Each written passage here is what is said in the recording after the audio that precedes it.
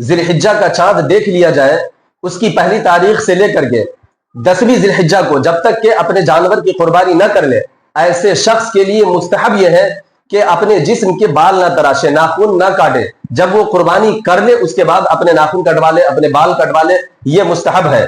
اور اگر کوئی شخص قربانی نہیں کرتا ہے تو ایسے شخص کے لیے یہ مستحب نہیں ہے کہ وہ قربانی کے بعد ہی، کسی کی قربانی کے بعد اپنا بال کٹوائے، اپنا ناخن کٹوائے، ایسا نہیں ہے۔ جو شخص قربانی کا ارادہ رکھتا ہو اس شخص کے ذمہ ضروری ہے، ضروری کا مطلب یہ ہے کہ یہ مستحب ہے۔ اور اگر کوئی شخص قربانی کا ارادہ رکھتا ہو اور قربانی کرنے سے پہلے اگر اپنے بال یا اپنے ناخن کٹوا لیے ہو تو ایسا نہیں کہ اس کی قربانی درست نہیں ہوگی، قربانی اس کی درست ہے۔ بس مستحب طریقہ یہ ہے کہ قربانی کے جانور کو ذبح کرنے کے بعد اپنے جسم کے بال اور ناخن اتارا جائے۔